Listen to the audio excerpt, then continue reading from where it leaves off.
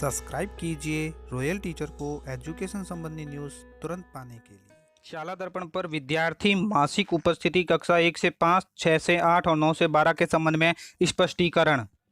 जी हाँ साथियों, जैसा कि आप सभी जानते हैं कि अभी हाल ही में कार्यालय निदेशक माध्यमिक शिक्षा राजस्थान बीकानेर की ओर से एक आदेश जारी किया गया, जिसमें शाला दर्पण पर विद्यार्थियों की मासिक उपस्थिति करने के संबंध में बताया गया। अर्थात अब से विद्यार्थियों की जो उपस्थिति है वो शाला दर्पण पर हमें ऑनलाइन करनी होगी। हालांकि ये मॉड्यूल पहले से ही इसमें डाला गया था, लेकिन अब इस आदेश के जरिए उपस्थिति है वो ऑनलाइन करनी है। इसके संबंध में जो आदेश निकाला गया उसमें कई टीचरों में कन्फ्यूजन है कि ये अक्टूबर माह का क्या रीजन है कि 1 तारीख को उपस्थिति करनी है। साथ ही ये 6 से 8 या 9 से 12 में उपस्थिति कब करनी है, कितने दिनों के लिए करनी है। तो दोस्तों कोई कंफ्यूजन नहीं है, आदेश बिल्कुल सही है। इसमें एक उदाहरण के तौर पर बताया गया है कि कार्य दिवस इतने हैं, तो कार्य दिवस आप काउंट कीजिए और उसके अनुसार अपनी उपस्थिति दीजिए भरिए। इसके संबंध में मैंने दोस्तों पहले ही वीडियो जारी कर दिया है, उसमें मैंने ये भी बताया है कि आपको किस तरह ऑनलाइन शाला दर्पण पे करनी है। अगर आपको ने वो वीडियो नहीं देखा है तो इस वीडियो के लास्ट में भी मैं आपको दोबारा दिखा दूंगा कि ऑनलाइन आपको किस प्रकार कार्य करना है। फिलहाल दोस्तों बात करते हैं आदेश की। तो दोस्तों ये जो आदेश आप देख पा रहे हैं, इस आदेश में आपको स्पष्ट तौर पे मैं आपको बता देता हूं कि शाला दर्पण पे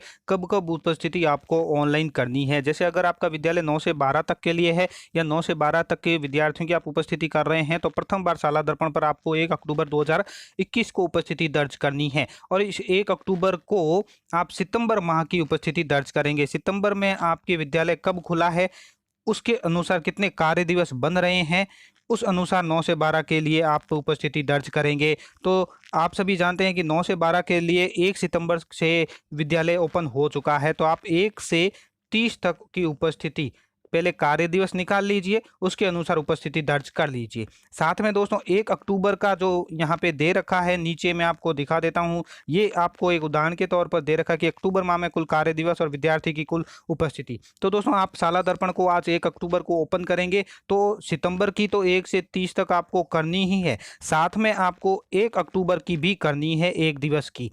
फिर अगले महीने क्या होगा कि जब आप नवंबर की करेंगे एंट्री 1 तारीख को ही, 1 तारीख को नवंबर की जब एंट्री करेंगे, तो जो ये अक्टूबर की एंट्री की है उसको आपको एडिट करना है, कार्य दिवस में भी एडिट करना है और साथ में विद्यार्थी की जो उपस्थिति भरी है आपने उसमें एडिट करना है।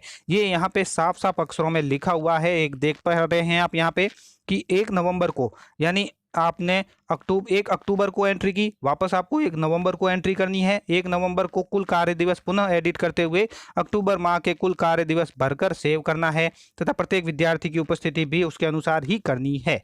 इसी प्रकार जो विद्यालय 6 से 8 है उनके लिए प्रथम बार 5 अक्टूबर को एंट्री करनी है। अब 5 अक्टूबर को उनको एंट्री किसकी करनी है, सितंबर माह की। जो सितंबर माह में विद्यालय उनका लगा है, सितंबर माह में अब यहाँ पे बता दिया गया है कि 20 सितंबर से उनका विद्यालय लग चुका है, तो 20 से 30 सितंबर 20 से 30 सितंबर तक की तो उपस्थिति आपको ऑनलाइन करनी है वो, और साथ में 1 से 5 अक्टूबर तक की करनी है। ये सितंबर माह की, ये अक्टूबर माह की। अब सितंबर में 20 से 30 तक कितने कार्य दिवस हो रहे हैं वो निकाल लीजिए, और 1 से 5 तक कितने कार्य दिवस हो रहे हैं वो निकाल लीजिए। और वहां आपको ये देख लीजिए, उदाहरण के तौर पर दिया गया है कि उपस्थिति 6 तारीख को 6 अक्टूबर को कौन सी दर्ज करनी है, यानी 6 अक्टूबर को आपको जो दर्ज करनी है वो 1 से 5 तक की दर्ज करनी है।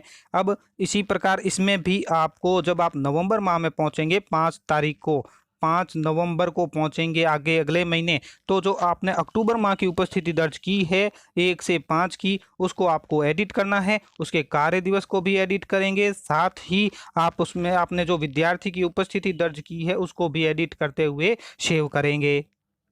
इसी प्रकार बात करें 1 से 5 तक के लिए, तो 1 से 5 तक के जो विद्यालय है उनको प्रथम बार है वो 10 अक्टूबर को अपनी उपस्थिति शाला दर्पण पे विद्यार्थियों की उपस्थिति है वो दर्ज करनी है।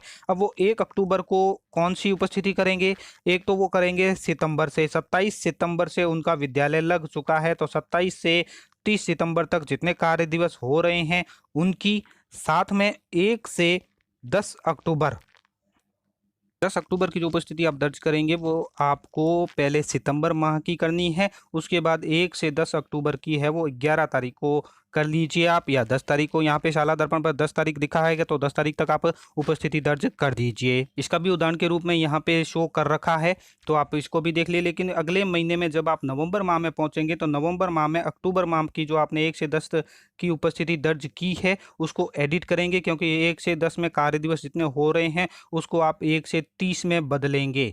कितने कार्य दिवस हो रहे हैं उसकी उपस्थिति आपको नवंबर माह में करनी होगी। यहाँ पे साफ लिखा है कि 1 नवंबर को कुल कार्य दिवस में पुनः एडिट करते हुए अक्टूबर माह के कार्य दिवस भरकर सेव करें। तो आप 1 नवंबर को ना करके 10 नवंबर को भी कर सकते हैं। उम्मीद है दोस्तों आप ये समझ चुके होंगे कि आपको उपस्थिति कब करनी है और कैसे करनी है। सितंबर की कैसे करनी है, अक्टूबर की कैसे करनी है। अगर आपने ऑनलाइन नहीं आता तो मैं आपको ऑनलाइन भी दिखा देता हूँ। ऑनलाइन करने के लिए दोस्तों आपको आना होगा शाला दर्पण पे। शाला दर्पण पे पेज पर आने पर यहाँ पे आपको लॉगिन नजर आ रहा है, तो लॉगिन बटन के ऊपर क्लिक करके आप लॉगिन कर सकते हैं। मैंने लॉगिन नहीं दिखाया, मैं डायरेक्ट आपको स्कूल लॉगिन में आपके पहुंच चुका हूँ। स्कूल लॉगिन के अंतर्गत सबसे पहले आपको स्कूल टैब के अंतर्गत ही आना है। यहाँ मेरा जो कर्सर जा रहा है स्कूल में, क्योंकि स्कूल टैब में अंतर्गत आपको पहले कार्य दिवस की प्रविष्टि करनी होगी, कितने कार्य दिवस हो रहे हैं। तो स्कूल अंत के अंतर्गत आने पर यहाँ पे देखिए class wise monthly total working day, कितने वर्किंग डे बन रहे हैं तो उसकी एंट्री आपको पहले करनी होगी। तो इसको खोल लीजिए, class wise monthly working day को खोलने पर आपके सामने यहाँ सेशन लिखा आ जाएगा। तो सेशन को यहाँ से सेलेक्ट करके शो बटन के ऊपर आपको क्लिक कर देना है। को क्लिक करने पर आपके सामने यहाँ पे देखिए ये सभी महीने खुल जाते हैं। तो आपको सितंबर माह से जो एंट्री करनी है, ये सितंबर महीना है, यहाँ से कार्य दिवस कितने करने हैं वो कार्य दिवस आप भरेंगे। यहाँ पे एक बात विशेष ख्याल रखें कि मीटिंग की संख्या नहीं भरें, सिर्फ कार्य दिवस ही भरें, और आधे दिन को एक पारी को कोई भी पूर्ण दिवस कार्य दिवस ही माने। तो मीटिंग की संख्या आपको नहीं भरनी है, कार्य दिवस भरने हैं। ध्यान में रखें मीटिंग है वो डबल होती है, कार्य दिवस सिंगल होते हैं। तो सिंगल कार्य दिवस आपको भरकर यहाँ से आपको सबमिट कर देना है। इसके बाद दोस्तों दोबारा आपको इसी पेज पे आ जाना है। यहाँ पे आपको जाना है स्टूडेंट टैब के अंतर्गत।